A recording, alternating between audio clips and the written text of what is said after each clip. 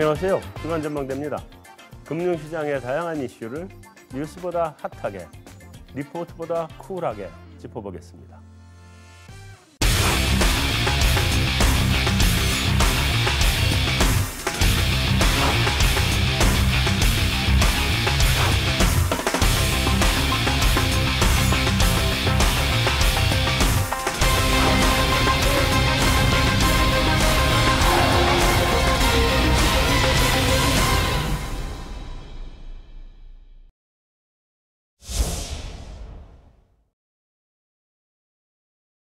네, 안녕하세요. 예, 안녕하십니까? 안녕하십니까? 네, 안녕하십니까? 네, 이 소장님. 네. 연준이 기준금리를 이번에 동결을 했죠? 예상했던 거죠? 12월 인상한다 소리가 있었고, 그죠? 네, 그렇습니다. 예.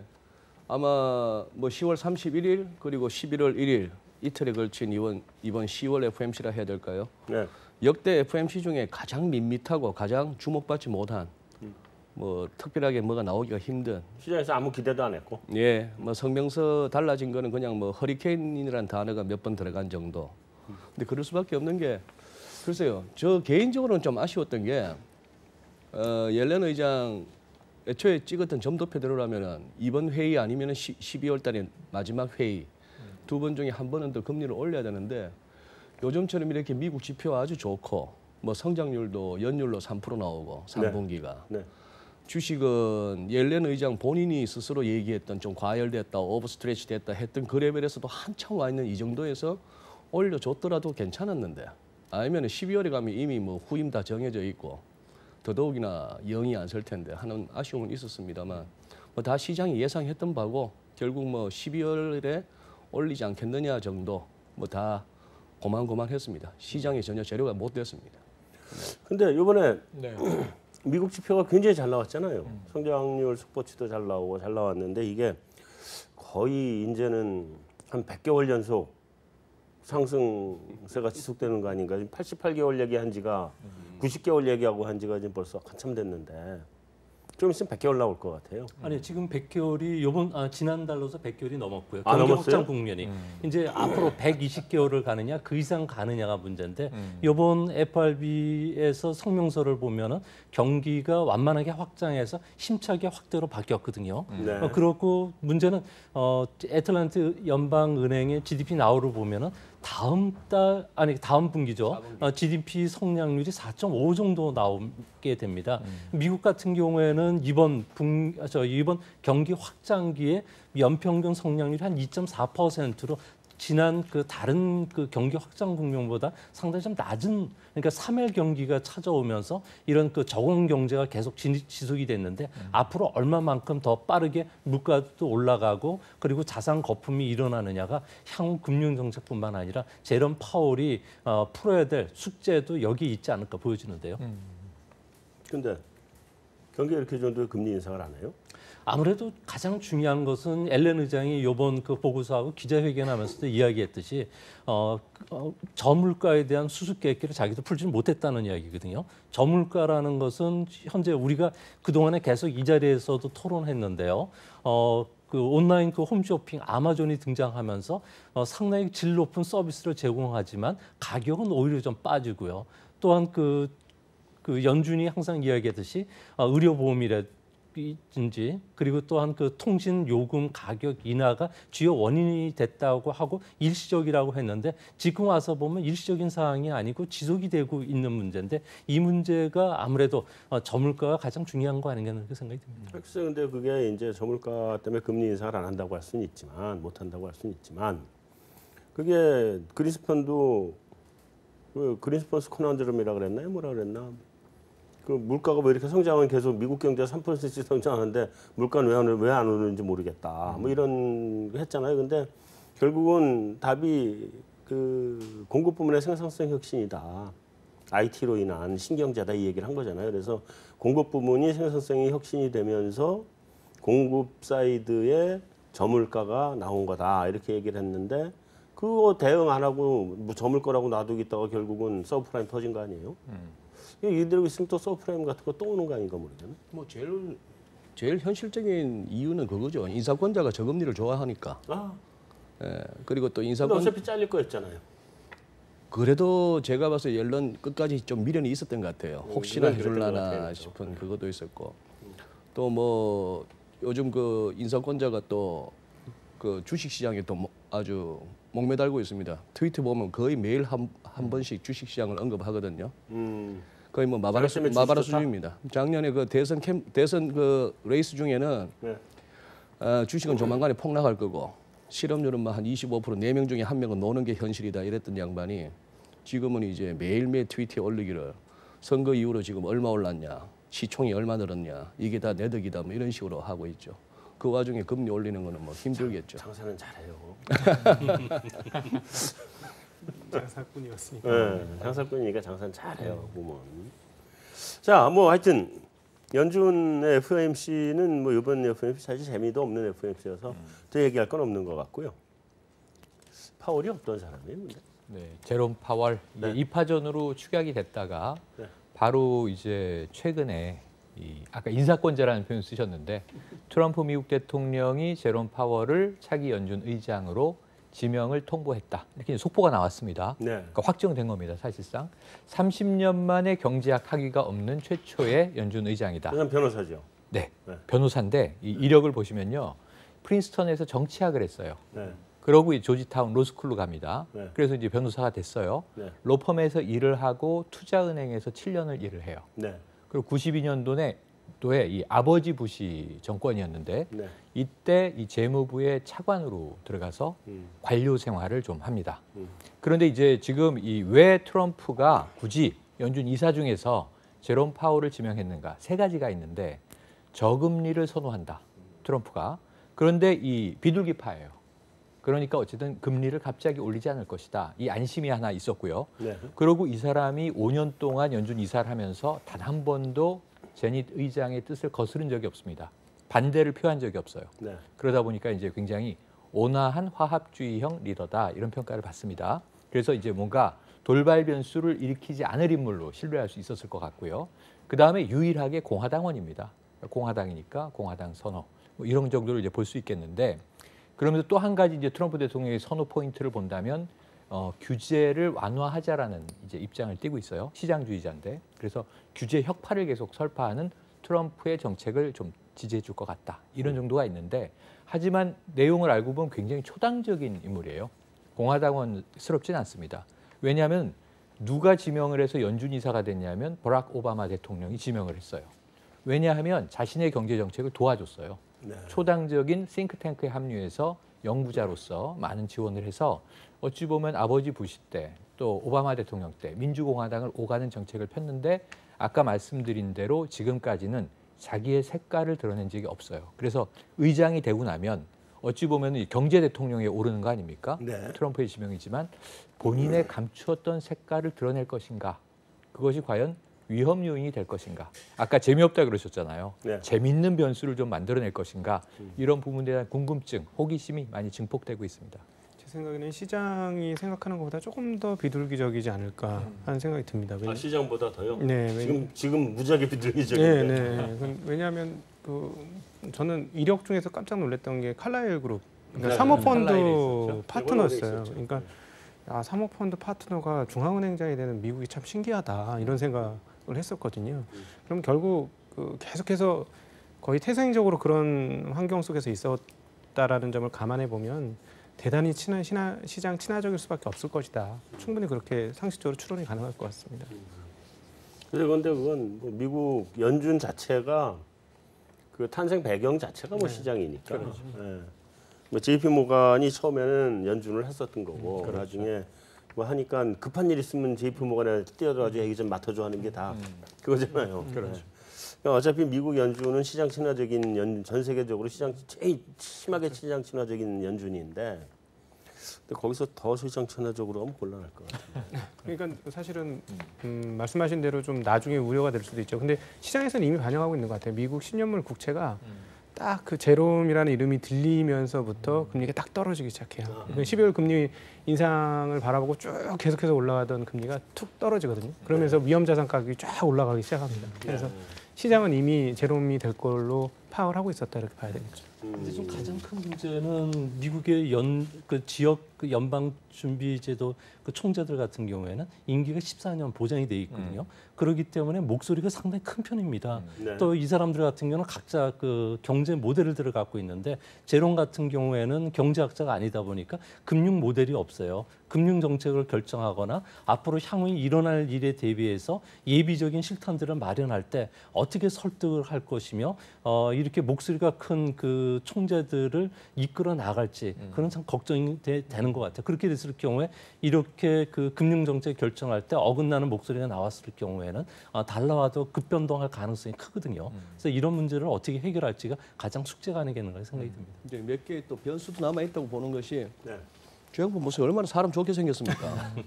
게리 콘 같은 사람하고는 달라요. 네. 게리 콘 같은 사람은 그냥 뭐 책상에 다리 떠고 올리고 뭐 이렇게 밑에 사람들 막 날리고 하는 그런 스타일인데 네.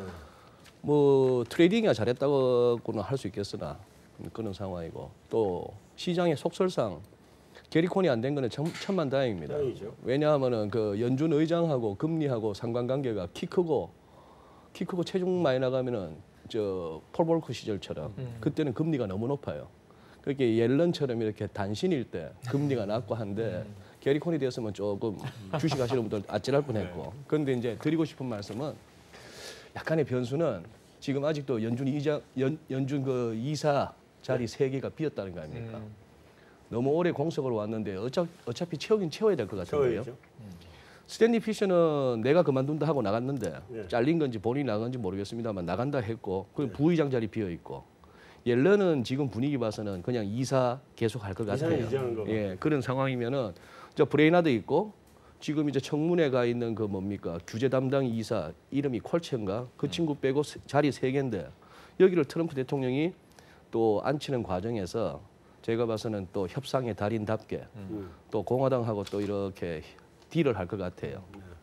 그 최근에 옐런 가지고 장난치는 거 보세요. 나 옐런 좋아한다, 존경한다 해서 그럼 옐런 연임하는 거냐? 아니면 그 얘기는 아니고 이런 식으로 하고 나서 몇 시간 있다가 파월 통보를 갔는데 그것도 보기에 따라서는 그런 거죠.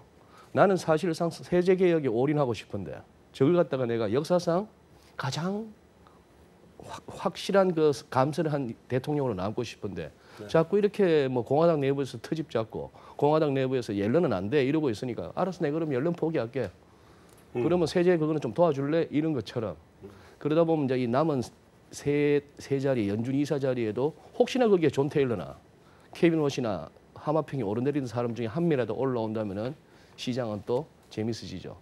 딱 재밌었던 게 저걸 갖다가 보링하다 그랬습니다. 네. 파월을 갖다가 보링한 그런 디시전인데 그러나 시장에 증시에는 베스트 초이스다 이렇게 했는데 좀 보링하지 않은 그런 또 이사를 갖다가 또 뽑아준다면은 저희 같은 사람이 할 얘기가 생기죠. 보링하지 않은 이사를 그 얘기하기 전까지는 그럼 주식을 사는 건가요? 아니, 궁금한 거 그거밖에 없어요. 근데 그 우리 부진장님께서 말씀하신 아까 파월 얘기 나오고 나서 위험 자산이 올라가고 달러 미국 채수익률이 떨어지고 여기 이제 며칠 전의 현상이라고 저는 보는 것은 그때 이미 파월 쪽으로 굳었고요. 네. 근데 막상 파월한테로 통보가 갔다 하고 나서 이렇게 시장을 좀 유심히 봤습니다. 봤더니만 일단 외환 시장에서는 아마 그럴 거예요. 알고리즘에 파월 확정 그러면 달러 숏, 달러 매도라는 조건이 들어가 있었을 것 같음에도 불구하고 네.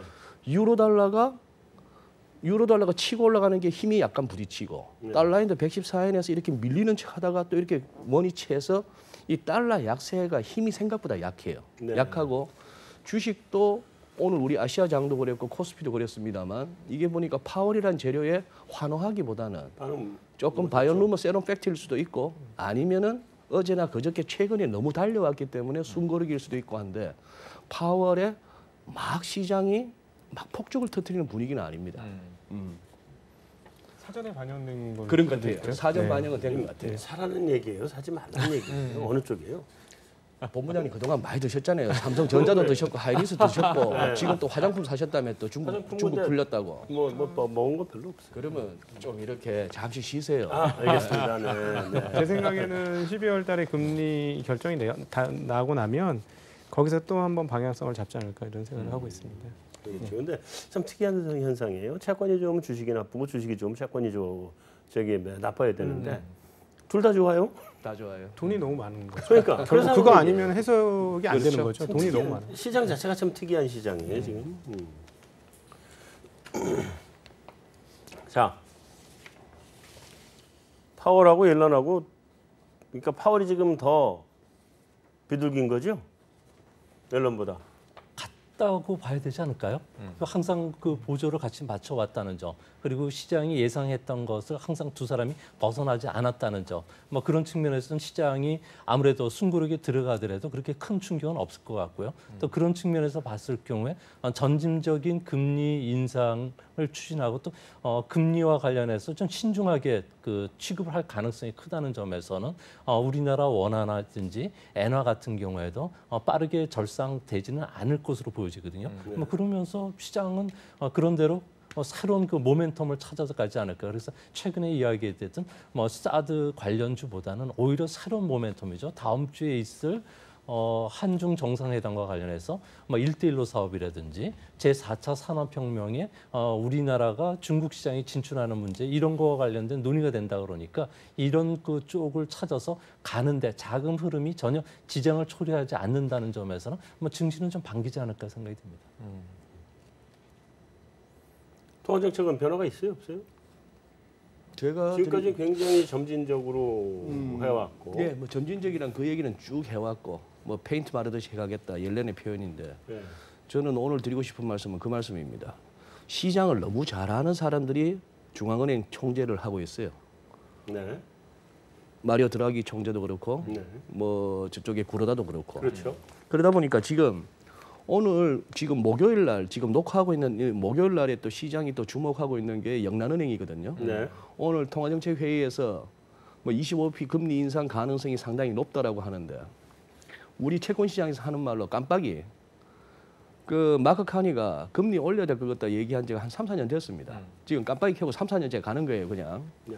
근데 25bp 올린다고 하지만 0.25%에서 0.5%니까 이거 좀 따블이죠. 같은 25bp라도 느낌은 다릅니다만 자 연준은 어쨌거나 찬찬히든 점진적이든 어쨌거나 가고 양적 긴축에도 접어들었고 영란은행까지 그렇게 하고 있는 와중이면 시장이 추이를 타야 되는데 네. 드라기하고 구로다가 계속 뭐라고 하면 우리는 계속 뿜어댔겠거든요. 이게 보니까 시장을 갖다가 아주 이 분위기 소위 말하는 이 랠리가 식지 않게끔 하는 묘하게 공조가 되는 것 같아요. 뭐 짜고 치는지는 모르겠습니다만 너무 호흡이 잘 맞는 것 같습니다. 그것도 중앙은행들. 있지만 실질적으로 세계 금융시장을 보면은 최근 한 2, 3년 동안 추이를 보면 금리와 경제 그 밀접성 상관관계가 많이 떨어지고 있거든요. 뭐 금리를 인상한다고 해서 뭐 기업 실적이 악화되진 또 않을 뿐만 아니라 뭐 경기가 다시 또 뭐 쿨다운되거나 이런 현상들이 안 일어나기 때문에 지금 그 움직이는 유동 자산이 계속 위험 자산으로 들어가면서 리스크온 현상을 계속 야기시키는 거 아닌가 이렇게 보여집니다. 근데 기존에 이제 우리가 예측들을 하기는 뭐 자산 축소는 뭐 이제 계획이 일정이 정해져서 그 일정대로 가면 끝나는 건데 12월에 금리 인상을 한 번 하고 내년에 2번 한다 또는 3번 한다 이 사이에서 좀 왔다 갔다 시장에서 검토가 그렇게 되고 있단 말이에요. 2번이나 3번인데 한 번이나 2번으로 갈 가능성이 있나요? 이 사람이 되면? 그건 한번 열어봐야 되겠죠. 근데 뭐 물론 뭐 다 네, 열어봐야지 알죠. 근데 못 열었으니까 이제 짐작이라도 해보는 거죠 지금. 옐런 우리가 봤던 옐런은 거의 대부분 비둘기적이었지 않습니까? 근데 심하게 비둘기. 예, 그럼 거기에 대해서 반대를 안 했다는 것은 이 사람도 최소한 그 정도의 비둘기다라고 볼 수 있을 것 같고요. 네. 그리고 저는 앞서도 말씀을 드렸습니다만 사모 펀드의 파트너를 했던 사람이 공격적으로 금리를 올릴까? 좀 상상하기 좀 어려운 것 같아요. 네, 사모펀드의 구조상 절대 그렇게 포지셔닝 취할 것 같지는 않습니다. 그래서 오히려 위험 자산이 더 빠르게 지금 반응하고 있는 것 아닌가 이렇게 판단. 시장은 벌써 이미 그렇게 생각하고 있는 것 같습니다. 있다. 네. 만약에 대가 세지 않은 캐릭터라면은 내년에 또 투표권이 저기 이사 7명에다가 지역 연방은행 총재 5명이 들어오지 않습니까? FMC에. 네. 이 투표권 내년에 바뀌면서 이 매파들이 좀 많이 들어옵니다. 보면은 내년에는 성명서에 반대가 한두 명씩만 나오고 좀 시끌시끌할 것 같아요. 회의 때마다. 근데 그러면 이분이 이제 보니까 굉장히 그 온건하기도 하고 네. 그렇던데 그 나머지 연준의 이사들을 이렇게 잘 끌고 가야 되잖아요. 어쨌든 연준 의장이 그래서 자기가 생각하는 금리 정책을 관철을 시키기도 하고 등등 해야 될 텐데 그럴 만한 캐릭터라고 봐야 되나요? 그러니까 이제 그게 돌발 변수가 숨겨뒀던 자기 철학이 있느냐 없느냐를 이제 검증해봐야 돼요. 그러니까 말이에요. 예, 그러니까 아주 온건한 비둘기는 맞는 것 같습니다. 전 옐런보다 더 비둘기다. 옐런은 마지막 평가는 어땠냐면 비둘기로 살아왔지만 필요할 때 결정적으로 매파적 결정을 했다. 요게 이제 요즘 나오고 있는 이제 네. 최근의 평가예요. 네. 그거보다는 훨씬 더 비둘기적이다. 그런데 문제는 비둘기다 매다가 중요한 게 아니라 이 사람의 캐릭터가 지금 CEO를 한 적이 없어요. 팔로우는 많이 했어요. 네. 그리고 성공을 냈습니다. 이런 네. 사람들을 우리가 흔히 참모형이라고 부르거든요. 네. 그럼 이런 사람이 최종 의사결정을 할 때는 굉장히 스트레스가 큽니다.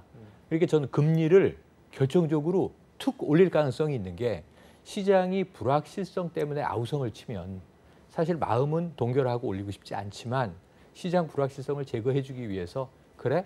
옐런이 2%까지 올린다 그랬잖아요. 그래서 지금 서너 차례 올리는 이 시나리오를 생각하고 있는 거잖아요. 네. 12월에 한번 올리는 건 기정사실화 됐다고 치고 내년에 의장이 돼서 올릴 수밖에 없는 압력을 받을 가능성이 있어요. 그럴 때 스트레스가 많으면 그냥 올려버리고 끝. 자, 원래 올리기로 했던 거잖아. 이렇게 이제 면피하는 경향이 있어요. 그래서 네. 거기서 비둘기로서의 강단이 있느냐 아니면 상황이 바뀌었으니까 내 의지대로 의사결정을 할 거야라는 강단이 있느냐 아니면 밀려 떠밀려 의사결정을 하는 스타일이냐에 따라서 완전히 다른데 네. 매파 이사들이 들어오면 이 사람이 설득주의자거든요. 끝까지 온건하게 이 어떤 원만한 의사결정을 만들어내는 유형이었는데 과연 지금 시장 상황과 직면해서 순항한다면 모르지만 저는 몇 번의 위기를 겪지 않겠나 하는 좀 걱정은 남습니다. 또 하나 규제 완화에 적극적이다 이런 어떤 평가인데 일반적으로 그게 과연 쉽겠느냐 하는 생각도 듭니다. 왜냐하면은 지금 금융위기 이후에 지금까지 근한 10년 가까이 세상이 이렇게 조용하고 그 중앙은행들이 하자는 대로 다 이렇게 올 수 있었던 가운데는 규제가 컸거든요. 만약에 어느 한 분야의 규제를 푼다. 그러면 저 월가에 또 수학 잘하는 애들부터 데리고 와가지고 관련 상품도 수십 개가 나올 거고 거기에 이제 돈 엮이고 그것도 한번 꼬이기 시작하고 하면 이것도 머리 아프거든요. 그런 부분이 있기 때문에 말은 규제 완화를 트럼프도 원하고 그렇게 한다고 합니다만 파월 지금 이제 의장 낙점된 저분의 얘기는 규제가 필요한데까지는 원칙적으로 말을 하면서 이 규제 때문에 시장에 코스트가 너무 크다 이런 주의입니다. 이런 주의긴 한데 이제 규제를 없앤다면은 저 같으면 차라리 재밌을 것 같아요. 아까 말씀드린 보링하다, 따분하다, 지루하다 하는 차원에서는 이 너무 변동성 없고 너무 빤한 장에서 규제가 없어지고 나서 예전처럼 해치펀드와 아이비들이 마구 설치되고 뭐 아무것도 아닌 가지고 막 침소봉대하고 왔다 갔다 하면 시장은 재밌어요. 시황도 아주 다이내믹하고 뭐 터진 사람 나오고 떼돈 번 사람 나오고 하긴 하겠는데 아마 저 정책 당국 내지는 관리하는 사람들 입장에서는 그렇게 세상도 시끄러워지는 것이 그렇게 썩 내키지는 않을 것 같다는 생각도 들고요. 또 잘못하면은 정말 큰 위험이 촉발될 수도 있고 지금까지 덮어왔던 게 그런 생각도 듭니다. 그게 규제 완화 때문이겠느냐 좀 여러 가지 고민이 있는데 최근에 우리나라에서 이제 경제경영서에서 베스트셀러가 하나 있잖아요. 해리 덴트라는 사람이 쓴 책인데 2019년 대붕괴 설 이건데 이 내용을 쭉 보니까 어떤 논리적인 근거는 좀 약해요. 근데 이 사람이 강한 건 통계적으로 주기 분석을 한 주기론자예요. 네. 그래서 이제 2008년 서프라임 때 금융위기 한번 오고 그 주기가 지금 말씀하신 대로 너무 보링하다. 너무 조용하다. 이렇게 다 잘 돼도 되는 건가? 근데 그때 한번 이제 파괴적 역동이 온다라고 하는 건데 그게 내후년이라는 거죠. 근데 제가 보기에도 뭔가 안에서 끌고 있는데 표면적으로는 평온하게 이끌고 가는 게 요즘의 정치고 경제 정책이란 말입니다. 근데 이제 이게 트럼프 집권 시기에 뭔가 하나 터질 위험성을 누군가 다 잠재적으로 느끼고 있는 거죠. 근데 이게 아마 파월 시기에 터진다면 제가 보기에는 파월 스타일로 보면은 이 굉장히 격동의 어떤 돌발 사태에는 수습하기가 쉽지 않은 체질이다. 그럼 아까 말씀하신 대로 이것저것 다 꼬여버리면 굉장히 좋게 보면 보링하지 않죠. 아주 역동적인 쇼크가 올 수도 있겠죠. 그런 것들을 이제 준비하고 있는가 하는 것도 좀 고민되는 지점입니다. 그렇게 되려면은 금리가 아주 늦게 오르고 네. 모든 자산 가격이 굉장히 빠른 속도로 올라와서 사실 붐업 없는 분기는 없었으니까 엄청난 붐업이 내년도까지 와야 되는 거예요. 오히려 붐업이 오면 올수록 두려워해야 되는 상황이 오는 거겠죠. 이분이 칼라일에서 오래 일을 하셨잖아요. 그리고 칼라일 같은 데가 금융시장에서 가장 이 규제를 피해서 여기저기 뛰어다니는 데잖아요. 네. 그 규제를 제일 싫어하고 규제만 없으면 돈 더 버는데. 그러면 그죠? 그런 사람들이고 또 이런 사람들이 천재적인 머리를 발휘해서 서브프라임 모기지 채권 같은 것도 만들어내는 데가 다 이 동네들이고요. 이거 법망을 완전히 피하게 사실 서브프라임 모기지 채권인데 미국의 법망을요. 근데 이분이 그런 쪽으로 이렇게 경도되어 있는 분일 텐데 진짜 가서 규제를 다 풀어버릴 것 같아요. 어떻게 생각하세요? 다른 위원들도 있으니까 그렇게까지 직진하기는 좀 어렵겠죠. 뭐 그래도 상당히 많이 풀겠죠. 그러니까 서브프라임 채권이 사실은 그게 이제 보험이잖아요. 보험 상품은 각 주별로 따로 팔아야지 전국으로 못 팔거든요. 그래서 그걸 피해 가려고 이게 해지 저쪽 상품으로 그러니까 뭐예요? 그 파생 상품 쪽으로 바꿔버린 거거든요. CD업 쪽으로. 그렇잖아요. 네. 원래 보험인데 누가 부도날 보험을 이렇게 다 그 파생 상품으로 바꿔버리니까 상품이 일괄 상품 만들어서 팔게 만들어 놓은 건데 그런 것만 요구하고 살던 사람일 텐데 특히나 사모펀드에서 변호사를 일을 했으면 그 규제 피해 다니는 거 연구했을 거란 말이에요. 틀림없이. 그러지 않겠어요? 아무래도 그쪽으로 좀 가게 되면 그러면 아까 그 최평론가님 얘기하셨던 건 말씀하셨던 그 해리덴트의 그 버블 이것은 또 쌓일 텐데 그래도 그쪽으로 가는 거 아니에요? 어떻게들 보세요? 그 가능성이 저는 있다고 봅니다. 지금 앵커가 말씀하신 가능성이 좀 있는 게 네. 아까 말씀드린 파월에 대한 쭉 프로파일 끝에 뭐가 나오냐면 연준 이사 중에는 역대급 자산가예요. 그렇죠. 이 사람은 투자은행하고 칼라일에서 일을 하고 성과가 안 좋았던 게 아니라 돈을 많이 번 사람이에요. 그러면 메커니즘을 아는 사람이다. 우리가 이렇게 추정할 수 있습니다. 네. 그런 경우 이 사람이 관료 생활하면서도 재무부에 있으면서도 혹은 또 뭐 이제 캠프에서 어찌 보면 오바마를 뭐 경제정책으로 지원하면서도 네. 자기의 인터레스트를 놓지 않는 사람이에요. 네. 우리가 그런 이제 미국의 이 어떤 머니 이 프로페셔널들을 종종 보지 않습니까? 그 유형 중에 하나라고 보면 굉장히 온화하고 차분하고 젠틀하게 포장돼 있지만 결국은 나의 이해를 끝까지 추구하려는 욕망을 가진 사람이라고 하면 말씀하신 경우가 나타나요. 저는 그게 그 아들 부시가 대통령에 재임할 때 딕 체니 부통령부터 우리가 다수 한번 봤다고 생각을 하고 그때 터진 게 서프라임이었지 않습니까? 네. 그럼 이번 경우도 그와 비슷한 전철을 밟지 말라는 또 법은 없는 겁니다. 그래서 제가 보기에는 굉장히 온화한 인물로 보이지만 정말 속끝까지 온화한 인물인지는 퀘션이다. 그거를 지켜봐야 된다. 네. 근데 그게 가장 이제 위험한 리스크가 되겠죠. 우리 입장에서는. 근데 이 옐런 의장이라든지 스탠리 피셔 같은 경우는 금융 규제 쪽에 상당히 좀 강화하는 입장을 취했는데 그렇죠. 이분 같은 경우에는 은행의 스트레스 테스트를 좀 완화시켜라. 이뿐만 아니라 도드 프랭크법이죠. 그러니까 금융 규제도 완화시켜야 된다. 볼거법인 그 은행의 자기 자본 거래도 완화시켜야 된다. 전형적인 아까 말씀드렸던 칼라일 그룹의 그런 형태를 보여왔거든요. 네. 그래서 이게 이제 버블하고 어울려서 금융 규제까지 완화시켰을 경우에는 진짜 튤립 붐이 일어나지 않는다는 보장이 없을 것 같다는 생각이 그러니까 듭니다. 변호사 칼라일 들어가가지고 뭐 닷 프랭크법이나 뭐 얼마나 연구했겠어요. 온갖 종류해보고. 그렇죠. 다 봤을 텐데. 근데 오늘 너무 이렇게 무서운 얘기를 많이 하셔가지고 음모론으로. 근데 버블이 있어야 분기가 있는 거니까. 우리 한국은행장에 관한 얘기를 하면 이렇게까지 얘기 안 해요. 미국은행장 얘기하니까 이렇게 하는 거죠. 항상 사고는 거기가 치고 손해는 우리가 보거든. 그렇지. 요즘 트럼프 대통령 트위터를 보면서 제가 느끼는 거는 이 양반이 만들고 싶어 하는구나. 버블을. 그렇죠.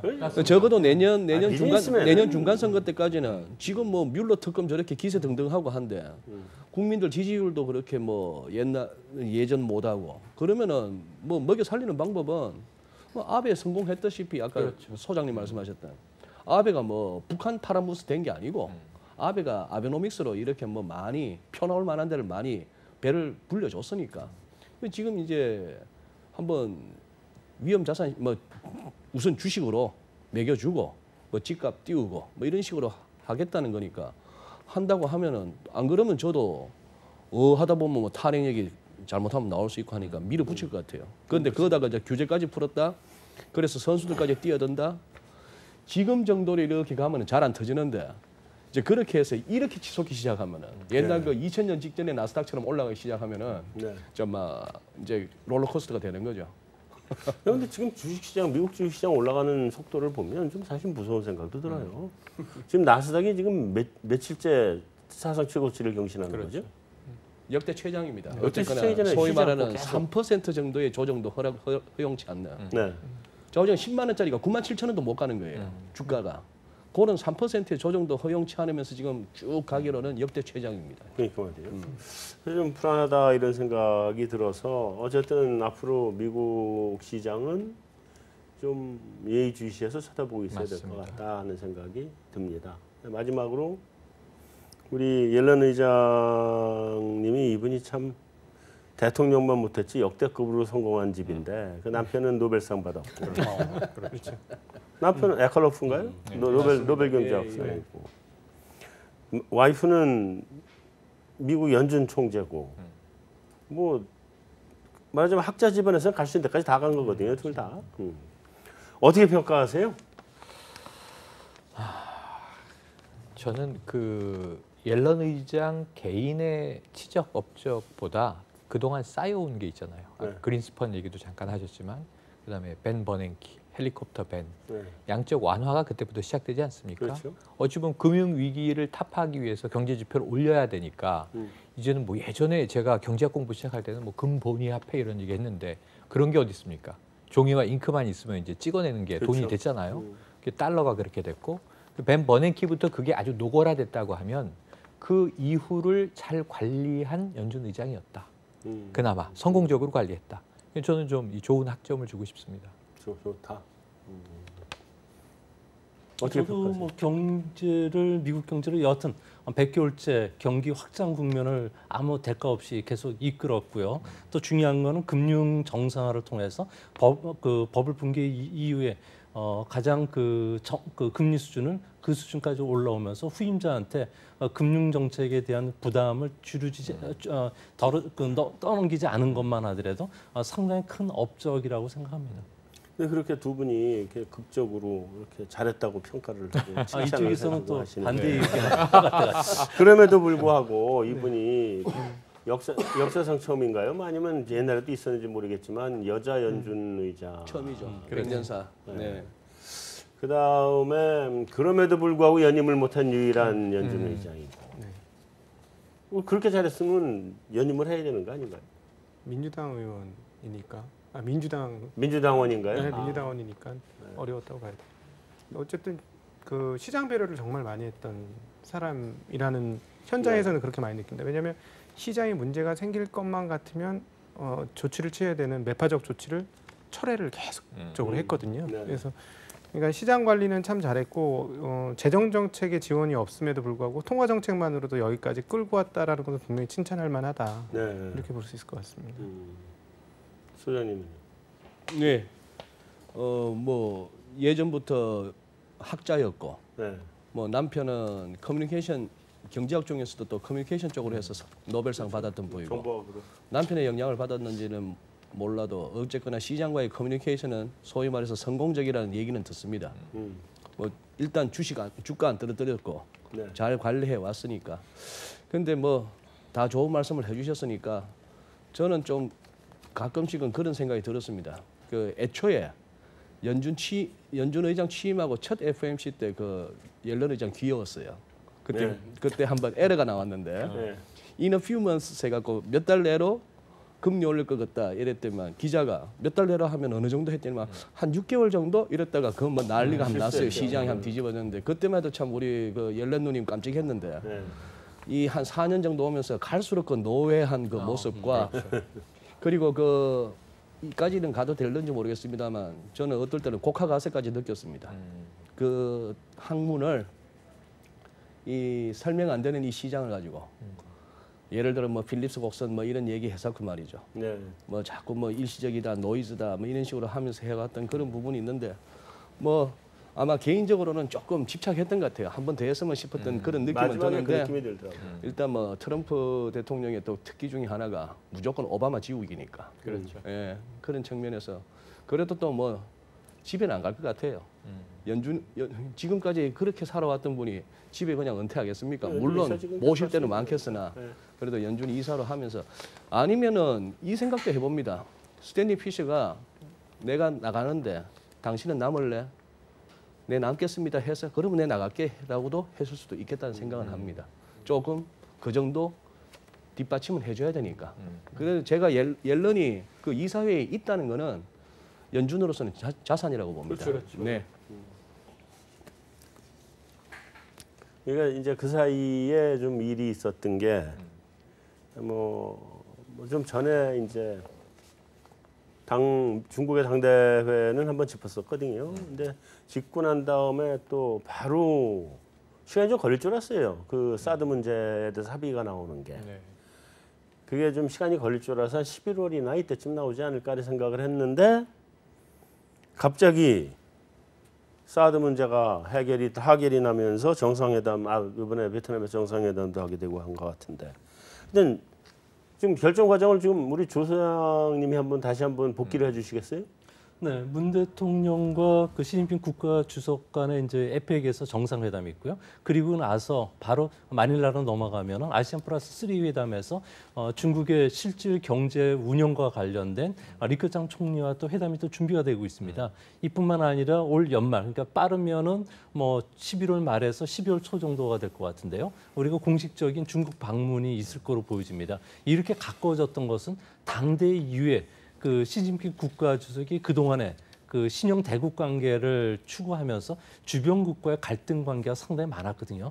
특히 한국과의 그 사드로 인한 마찰이 심해지면서 중국이 느끼지 못했던 가장 중요한 거죠. 그러니까 동북아에서 주도권을 미국과 러시아에게 뺏겼다는 겁니다. 그렇죠. 그러니까 러시아에 뺏기다 보니까 실질적으로 무슨 일이 생긴 거 아니? 중국이 주도하는 실크로드 사업을 동북아에서 진행이 돼야 되는데 어떤 기업도 투자할 생각을 안 하고 있다는 거죠. 또 이뿐만 아니라 그 실질적으로 그 중국이 그동안의 그 세력 균형을 위해서 상당히 노력을 해왔는데 그 동북아의 세력 균형 자체도 좀 목소리가 좀 약해지고 있기 때문에 이때 빨리 이제 상생이라는 카드를 꺼내 가지고 한국과의 사드 문제를 먼저 해결한다. 특히 문 대통령이 첫 아시아 방문국으로 일본으로 가지 말고 중국으로 끌어오라는 게 중국 외교부에 내린 하명이거든요. 또 그런 측면에서는 우리의 그 사드와 관련된 그 유감 표명 없이 이번에 그 선언문이 같이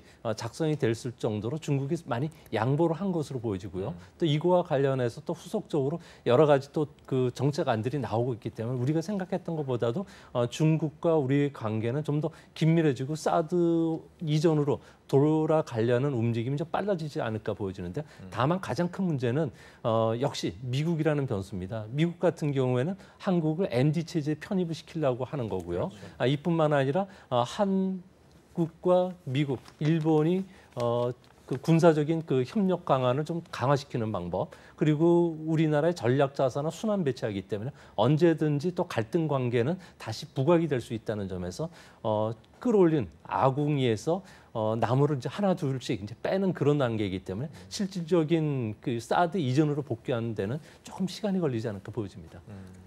근데 그 유럽에 나토가 있잖아요. 네. 그 이제 지금 중국이 그 한국에 좀 괴롭히다 보니까 한국이 사드도 갖고 들어오고 한미일 동맹이 아니죠 아직은. 뭐죠 한미일 한미일 뭐 군사 동맹 동맹인가. 맞습니다. 아직은 동맹은 아니죠. 아직 그쪽은 안 갔죠. 네, 동맹 가면 나토 가는 그러니까 건데. 이제 일본하고 우리는 이제 정보보호 협정만 맺어져 있는 그렇게 돼 있는 관계니까요. 거죠. 그런데 뭐 시진핑 입장에서는 자기가 계속 밀어붙이니까 한미일 동맹 아시아판 나토 나올 것 같으니까 지금 이제 그거를 사드를 풀어준다 이게 니네 하면서 일본 선언문에 그거 못하는 거로 집어넣어 버렸잖아요. 네. 그거는 우리가 오히려 굴욕 외교한 거 아니에요? 그러니까 지금 말씀하신 대로 굴욕 외교라고 해석할 수 있는 여지가 분명히 있습니다. 그러니까요. 그러니까 두 가지가 뭐냐면 중국이 요구한 게 첫 번째는 사드에 대해서 자 이것은 북핵 대응이라고 대한민국이 얘기했으니 네. 제3국을 겨냥하지 않는다라고 약속해라. 성문화해라. 네. 우리 정부가 요거 약간 난색을 표했습니다. 곤란하다. 근데 왜 곤란한지 아세요? 사드가 우리 게 아니에요. 그럼요. 미국 거예요. 그럼요. 그러니까 이게 우리한테 트럼프 말씀 와서 이 얘기를 다 풀고 미국의 허락을 득해야 사드는 제3국을 겨냥 안 하는 게 맞죠. 이 한반도 성주에 배치된 사드는 이걸 허락을 받아야 자, 이 외교적으로 얘기를 할 수 있는 거고요. 그럼요. 두 번째로는 말씀하신 대로 이 한미일 군사 동맹은 안 한다고 압박한 거에 네. 우리가 냉큼 만약에 오케이 했다면 이건 조금 굴욕이거나 문제가 있을 수 있는데 네. 여기는 좀 우리 정부는 고심이 하나 있어요. 음. 일본과 군사 동맹이 될 수 없는 게 일본은 군대가 없어요. 그런데 문제는 보통 국가가 돼서 군대를 만들겠다는 게 지금 아베의 전략이지 않습니까? 헌법 바꾸겠다는 거죠. 그러니까 여기에 지금 약간 서로 이제 물고 물리는 꼬이는 부분이 군사 외교적인 부분에서 지금 발생을 해서 작동을 하고 있는데 네. 그 문제가 선행돼야 아마 중국하고의 문제에서 중국이 원하는 대로 혹은 중국이 좀 미진한 대로 우리가 딱 부러지게 답을 낼 수 있을 것 같아서 한동안 갈 텐데요. 문제는 이 조문들을 다 조절하고 자 이제 사드 문제 풀고 회복, 경제 협력 다시 원복한다. 그러면 문 대통령 임기 다 갑니다. 그래서 제가 보기에는 분리해서 간다. 올해 말부터 투트랙으로 군사, 국방, 외교 문제는 중국하고 이게 어떤 시그널이 있었냐면 통화 수합은 수합대로 연장했잖아요. 정경분리 그러고 바로 따로 이제 중국과 한국의 국방장관들이 회담을 합니다. 네. 그러니까 이게 분리되기 시작한 전초전이에요. 네. 그래서 앞으로 제가 보기엔 사드 문제도 중국이 아주 쾌히 모든 걸 없었던 걸로 해줄게 이렇게는 안 갈 텐데 네. 계속 압박을 할 텐데 경제 협력은 분리해서 자, 이것으로 풀고 또 우리 협력은 협력대로 풀자 이렇게 갈 기조로 지금 보여지고요. 시진핑이 그 자신감이 생겼어요. 당대회 끝나고 당장에 마오쩌둥 사상 옆에 시진핑 사상을 박는 순간 이 장기 집권 체제는 기반이 마련됐다. 제가 보기에는 시진핑의 자신감이 우리나라에겐 조금은 유리하게 지금 국면이 돌아가는 것 같습니다. 일단 국내 문제는 정리한 거잖아요. 네. 그렇죠? 그러니까 외교 문제 신경 쓸 여력이 그렇죠. 생긴 거고. 네. 자, 조 소장님. 예.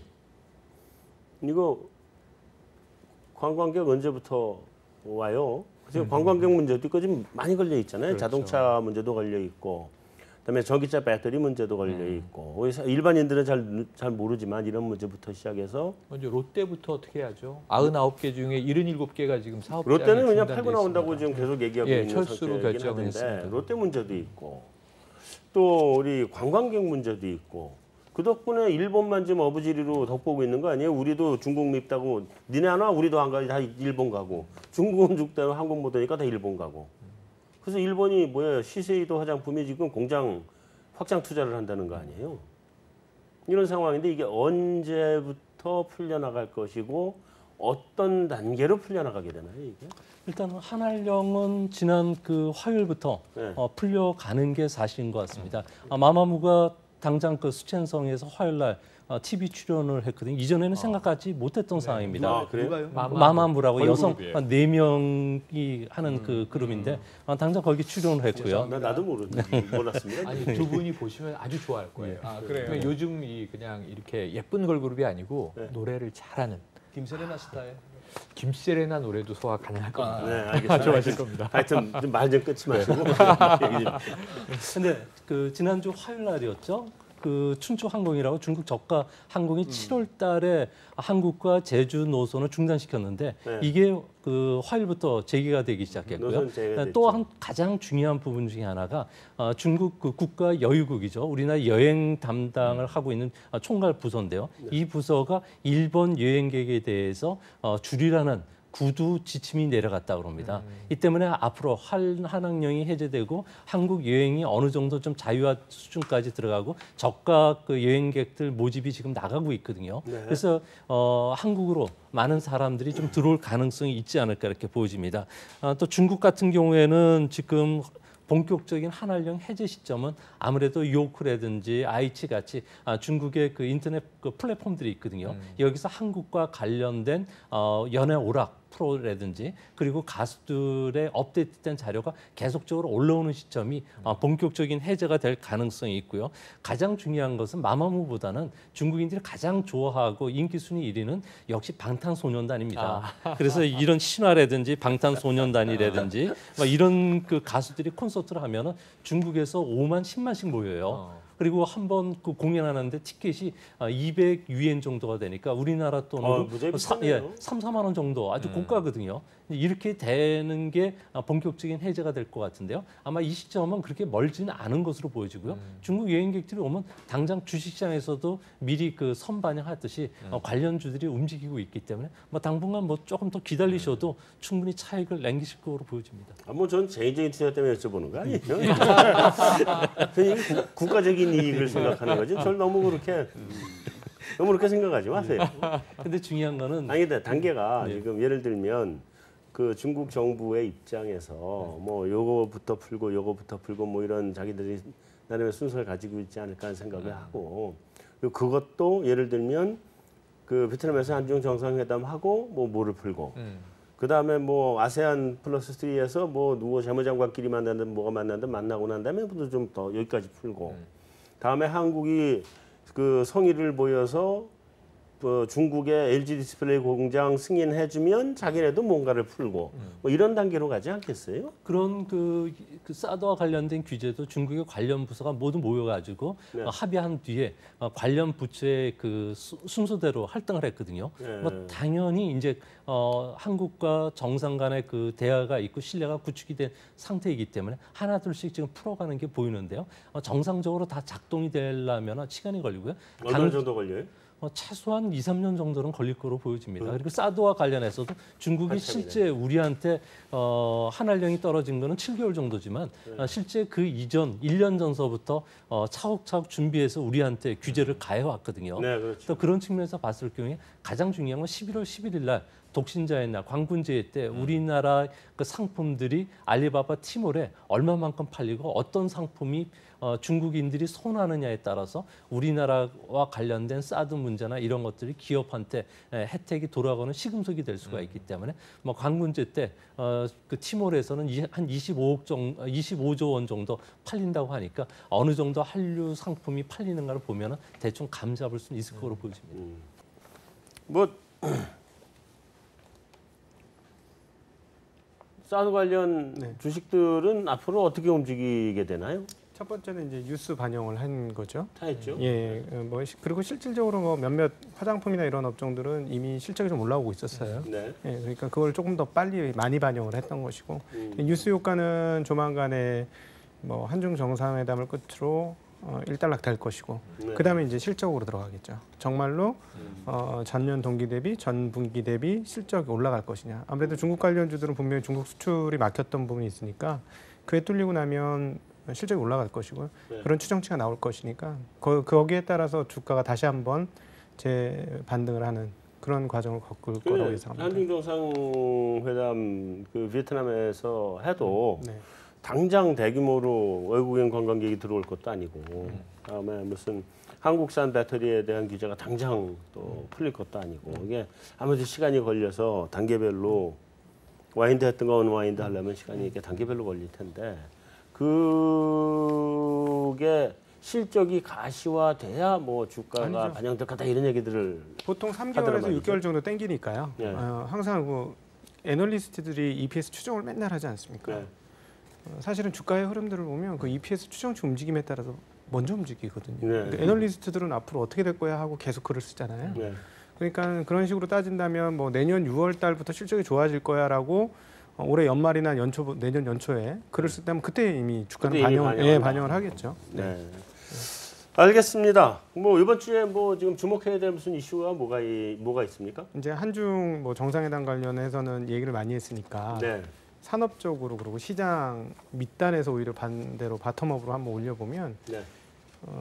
애플의 아이폰 X, 아이폰 10이 네. 드디어 이제 미국에서 팔립니다. 네. 이 두 가지 관점인데 얼마나 많은 사람이 이것을 신청하고 사려고 줄을 설 것이냐 네. 이게 하나고요. 그러면 애플은 그 줄 쓴 사람한테 그 아이폰 10을 다 줄 수 있을 것이냐. 이 두 가지가 갈라지는 중요한 이슈입니다. 한국에 굉장히 중요한 이슈인데요. 왜냐하면 한국의 반도체 주식들이 그렇게 슈팅하는 바로 그 시점이 언제였었냐면 제가 이제 시장에 있어 보면 아이폰 7이 128기가를 주력으로 달고부터 반도체 기업들이 완전한 슈팅을 하거든요. 그렇죠. 예. 근데 이번에도 보면 64기가가 있고 128은 비어 있어요. 그리고 256기가 나오거든요. 네. 256기가 쓰라는 거죠. 네. 그러니까 256기가 주력인데 이것을 충분히 사람들이 줄 서서 많이 산다면 한국의 반도체 기업들은 또 다시 슈팅을 하게 될 겁니다. 예. 그러니까 한국 그 전체 팔았네. 오늘 얘기 듣고 팔 거예요. 아 근데 끝까지 들어보시죠. 네네네. 알겠습니다. 근데 저는 이렇게 생각해요.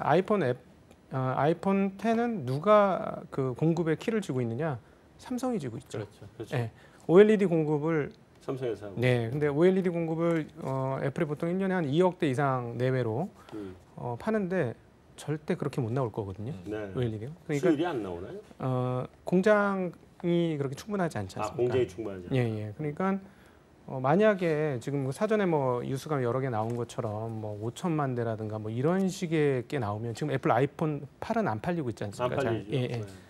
근데 뭐 5천만 대, 6천만 대 이런 식으로밖에 공급을 안 해주면 오히려 한국 반도체 업체들은 굉장히 어려질 수도 있는 것이죠. 256기가 다 준비를 해놨는데 앞단에서 적체가 걸려서 삼성전자는 고민하겠네요. 이거를 디스플레이를 네. 많이 보내줘서 네. 반도체를 팔 거냐, 아니면 이걸 안 못 보내서 만들고 있으니까. 못 만들어요. 예, 풀 캐파를 돌려도 못 만들고 있으니까. 그래서 지금 뭐 LG 디스플레이에다가 애플이 선불금 3조를 꼽아줘 가면서 공장 지어라 막 이렇게 하는 것들이 지금 이미 그쪽 공급 라인이 좀 상당히 불안한 상황인데 네. 그게 정말 뚜껑을 열었을 때 괜찮을 것이냐가 문제죠. 근데 이제 반도체 현물 사이클을 보면 굉장히 가격이 슈팅하거든요, 요즘에. 네. 그러면은 이거는 뭐 애플이나 이런 친구들이 갖고 갔다는 얘기인데 그렇죠. 그럼 갖고 갔다는 건 만들 수 있다라는 얘기도 될 수 있거든요. 그러니까 네. 그게 지금 저희들도 미지수인 거예요. 과연 얼마나 공급이 제대로 원활할 것인가. 아이폰 10에 대해서는 그 디스플레이 그 패널 때문에 좀 힘들 거다는 얘기는 많이 하긴 하더라고요. 네. 근데 어쨌든 간에 애플은 뭐 추가 질문 하나 드리면 애플은 그냥 자충수둔 거 아니에요? 8하고 10을 같이 내놓는 바람에 8도 안 팔리고 예. 10은 못 10대로 팔고. 또 없어서 못 팔고. 예. 네. 그렇죠. 그러니까 애플이 애플 유저들을 파악을 잘못한 거 아니냐. 네. 그러니까는 물론 이제 한국에서는 가격 차이 큽니다. 한 50만 원 정도 차이가 나는데요. 네. 그래도 한 $300 정도 내외라면 애플 유저 같으면 당연히 더 고급 하이엔드 사양으로 갑니다. 제가 보기엔. 저도 애플 쓰지만 10 삽니다. 네. 그렇게 될 건데 그럼 너무 팔아주는 거잖아요. 10주년에 집착을 한 게 아닌가. 네. 그리고 또 LG 디스플레이를 너무 늦게 설득시킨 게 아닌가 하는 그런 생각도 듭니다. 차라리 8을 없애버리고 그냥 10으로 그냥 뛰어버리지. 좀 늦게 나오더라도 네. 공급이 원활했으면 그럼 뭐 어마어마했겠죠 아마도. 네, 잘 알겠습니다. 네. 자, 메인 토크는 여기서 마무리하고 외신 인사이드로 넘어가겠습니다.